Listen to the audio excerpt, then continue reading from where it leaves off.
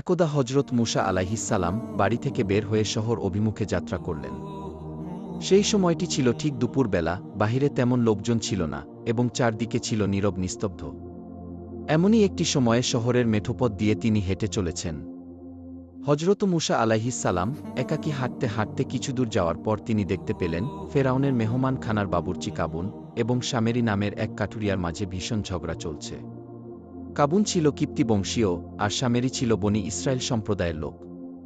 অতএব স্বাভাবিকভাবে কাবুনের সাহস ও মনোবল ছিল খুবই বেশি, পক্ষান্তরে শামেরির অবস্থা ছিল এর বিপরীত, সে ছিল একজন অসহায় কাঠুরে।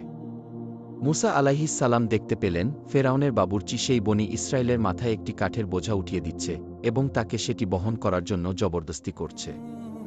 কিন্তু সেই বনি ইসরায়েলের কাঠুরিয়া কাঠের বোঝা বহন করতে বারবার অস্বীকৃতি জানাচ্ছিল, আর এই নিয়েই চলছিল তাদের মাঝে ঝগড়া। বনি ইসরায়েলি ব্যক্তি এতক্ষণ দুর্বল ছিল, কিন্তু সে যখন দেখল হজরত মুসা আলাইহিসসালাম তাদের দিকে এগিয়ে আসছে, তখন সে চিৎকার করে হজরত মুসা আলাইহিসসালামের নিকটে সাহায্য প্রার্থনা করল। অতঃপর মুসা আলাইহিসসালাম সেখানে উপস্থিত হয়ে ফেরাউনের মেহমান খানার বাবুর্চি কাবুনকে বলল, তুমি অন্যায়ভাবে কেন তার মাথায় কাঠের বোঝা চাপিয়ে দিচ্ছ? এটা তো তুমি নিজেই বহন করতে পারো। কিন্তু কাবুন নাছর বান্দা, সে বনি ইসরায়েলের কাঠুরিয়ার মাথায় এই কাঠের বোঝা বহন করিয়েই ছাড়বে। এটা নিয়ে হজরত মুসা আলাইহিসসালামের সাথে তার বাকবিতণ্ডা শুরু হয়ে গেল। এক পর্যায়ে হজরত মুসা আলাইহিসসালাম তাকে একটি ঘুষি মারলেন। আল্লাহর মর্জিতে এক ঘুষিতেই সেই বাবুর্চির কেল্লাফাতে হয়ে গেল এবং সে মৃত্যুর দুয়ারে পৌঁছে গেল। ফেরাউনের বাবুর্চিকে হত্যা করার উদ্দেশ্য মুসা আলাইহিসসালামের ছিল না, কিন্তু এমনটি হয়ে যাবে তিনি তাও বুঝতে পারেননি। তখন তিনি ভীত সন্ত্রস্ত হয়ে সেই বনি ইসরায়েলি লোকটিকে বললেন, তুমি তাড়াতাড়ি এখান থেকে চলে যাও, লোকজন এখনও বাহির হয়নি। যদি ফেরাউনের সৈন্যরা এসে দেখতে পারে ফেরাউনের বাবুর্চিকে হত্যা করা হয়েছে, তাহলে আমাদের কারো রক্ষা থাকবে না। এই কথা বলে তারা দুজনেই সেখান থেকে চলে গেল। অতঃপর হজরত মুসা আলাইহিসসালাম আল্লাহর দরবারে এই ভুলের জন্য দোয়া করতে লাগলেন এবং বলতে লাগলেন, হে মাবুদ, আমি তোমার দরবারে বড় অন্যায় করে ফেললাম।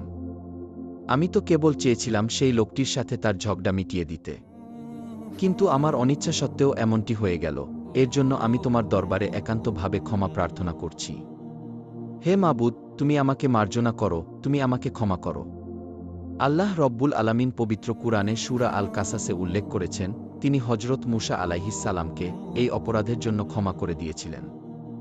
এর কিছুক্ষণ পর রাজপথে লোকজন বের হয়ে আসলো। পথের উপর তারা এভাবে কাবুনের লাশ পড়ে থাকতে দেখে সঙ্গে সঙ্গে এই সংবাদ ফেরাউনকে জানিয়ে দিল।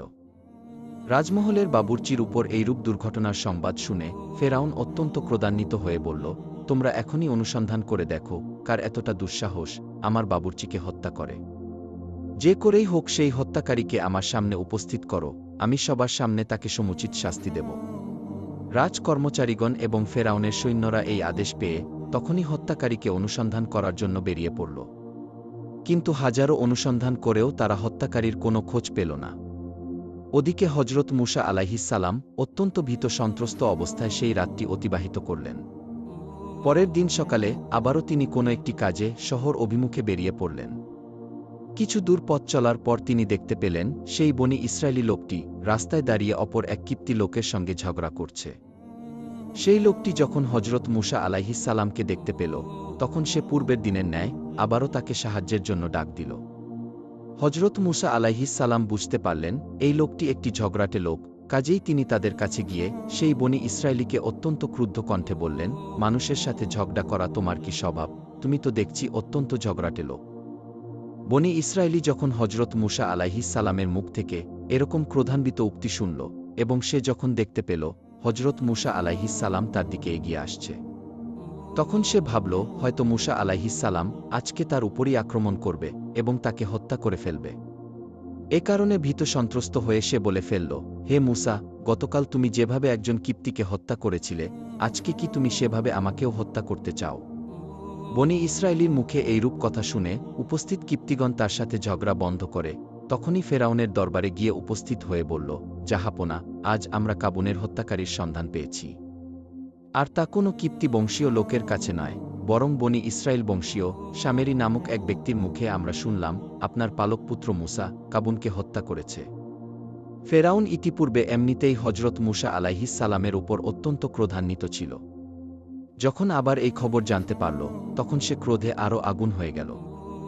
ফেরাউন তখন রাজ্যের সৈন্যদের হুকুম দিল, তোমরা যাও, এখনই মূসাকে গ্রেপ্তার করে আমার সামনে উপস্থিত করো।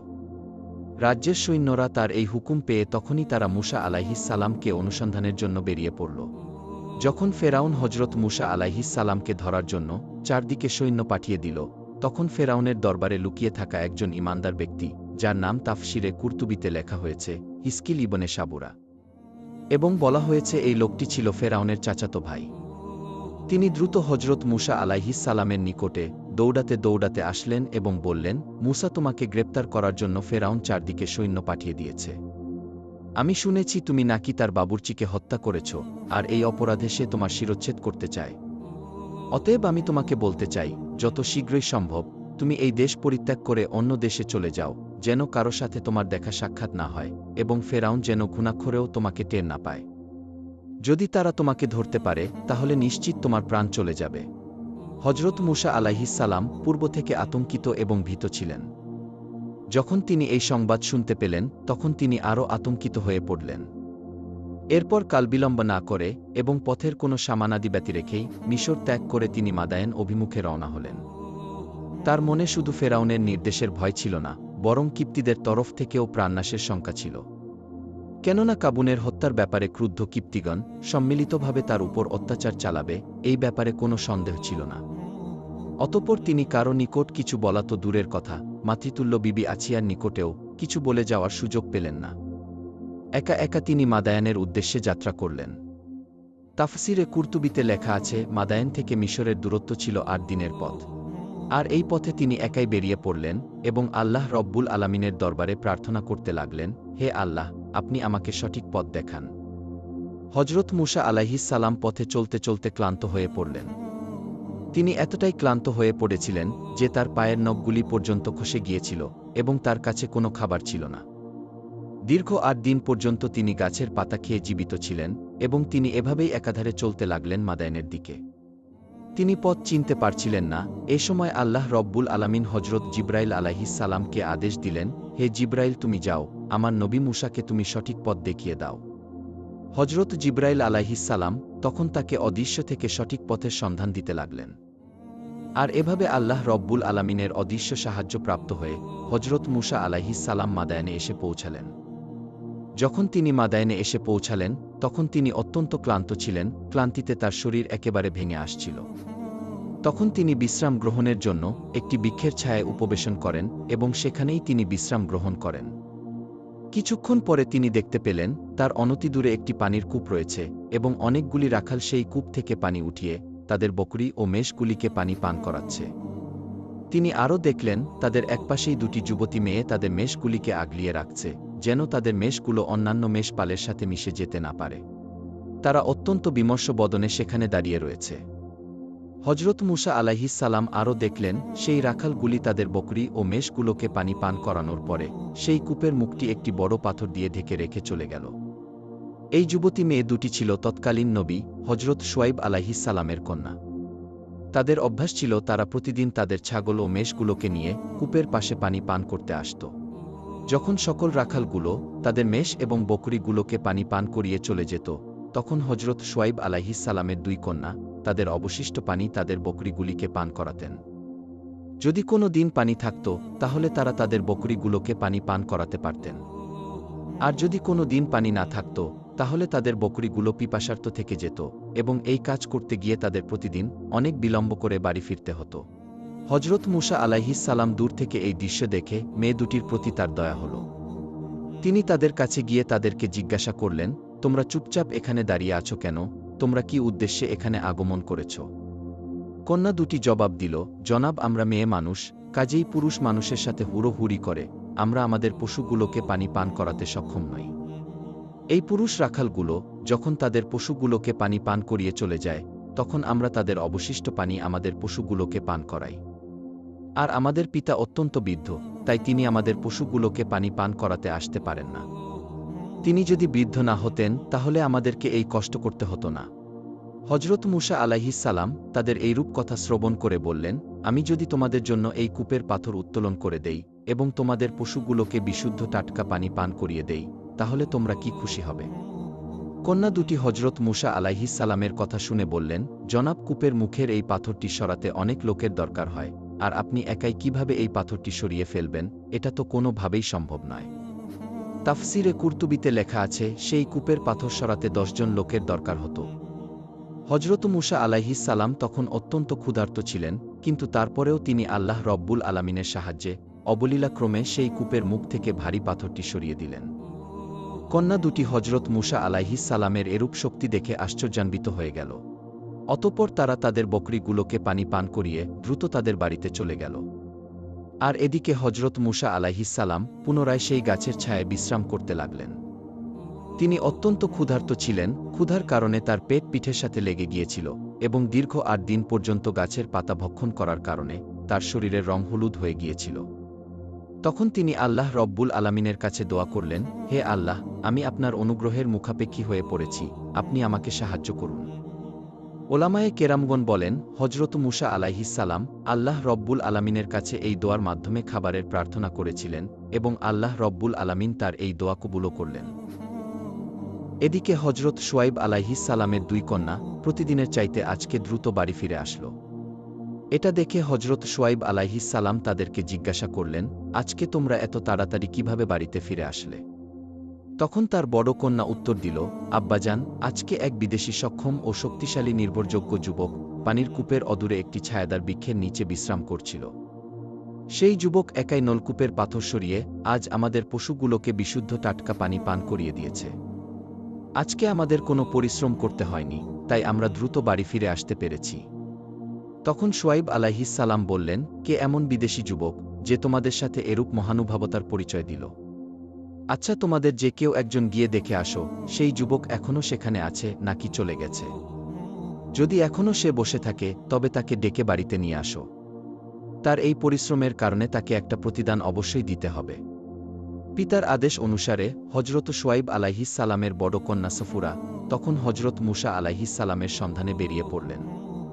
তিনি সেখানে গিয়ে দেখলেন হজরত মুসা আলাইহিস সালাম তখনও সেই গাছের নিচে বিশ্রাম করতেছেন।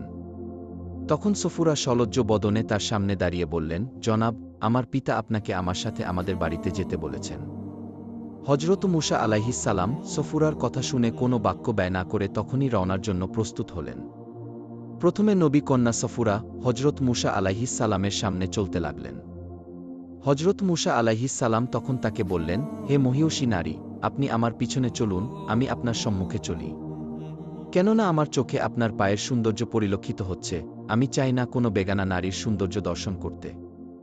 হজরত মুসা আলাইহিস সালামের এই কথা শুনে সফুরা বললেন, জনাব, আপনি তো আমাদের বাড়ির পথ চিনবেন না, এই কারণেই আমি আপনার সামনে হাঁটতেছি।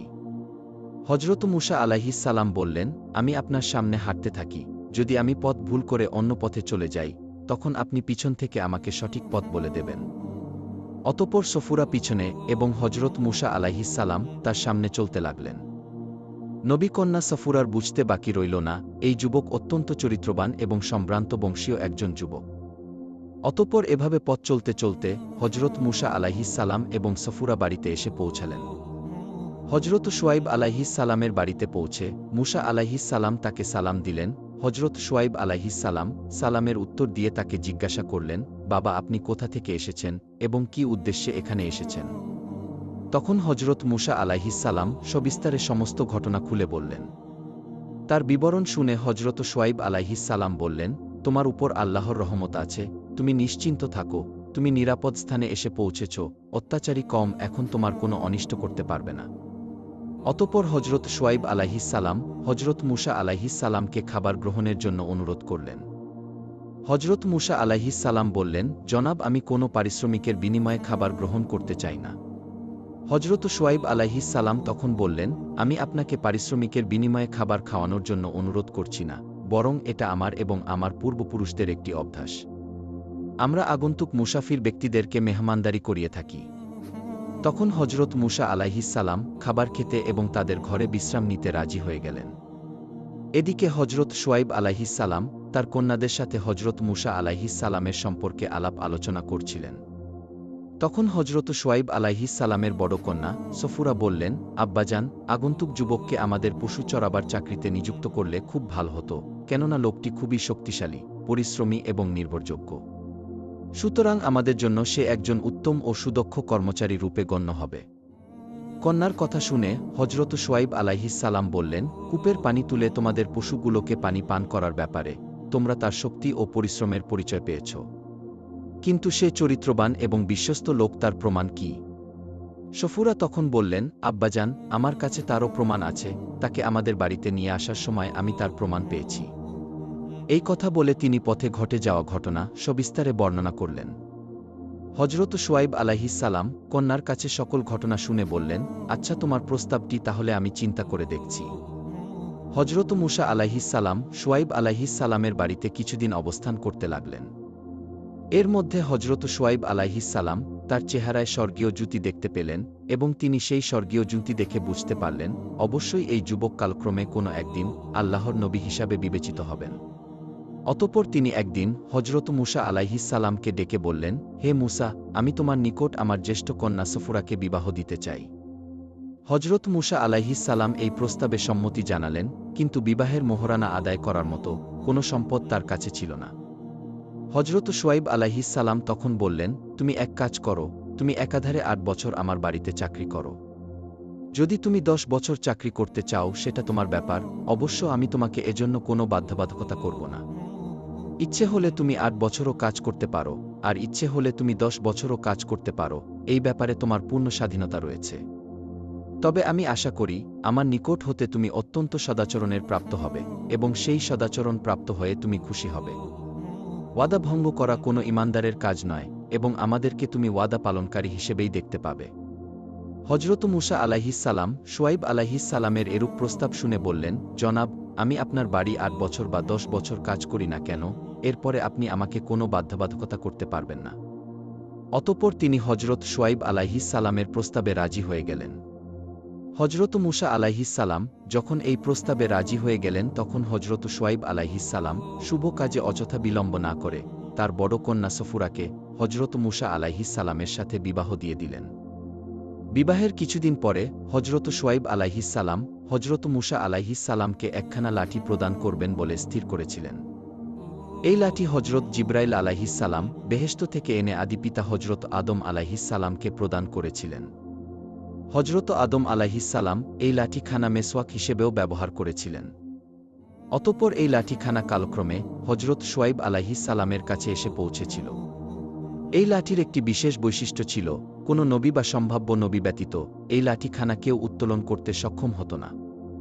একদা হজরত শুআয়ব আলাইহিস সালাম উক্ত লাঠিখানা জমির উপরে স্থাপন করে হজরত মুসা আলাইহিস সালামকে বললেন, হে মুসা, এই লাঠিখানা শুধু আল্লাহর নবীদের জন্য উপযুক্ত, আর আমি নবীদের ওয়ারিসি সূত্রেই এই লাঠিখানা লাভ করেছি। তুমি যদি লাঠিখানা জমি থেকে উত্তোলন করতে পারো তবে এই লাঠিখানা তোমার হয়ে যাবে।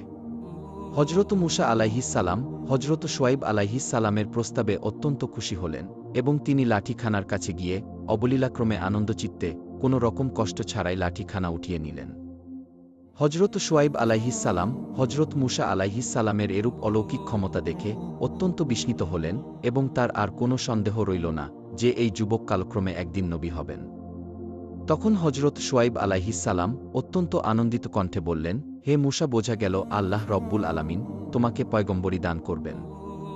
আজ থেকে তুমি প্রত্যেক দিন মেষ চরাতে যাওয়ার সময়ে এই লাঠিখানা সঙ্গে নিয়ে যাবে এবং অমুক পাহাড়ের প্রান্তে মেষ চরাতে যাবে না।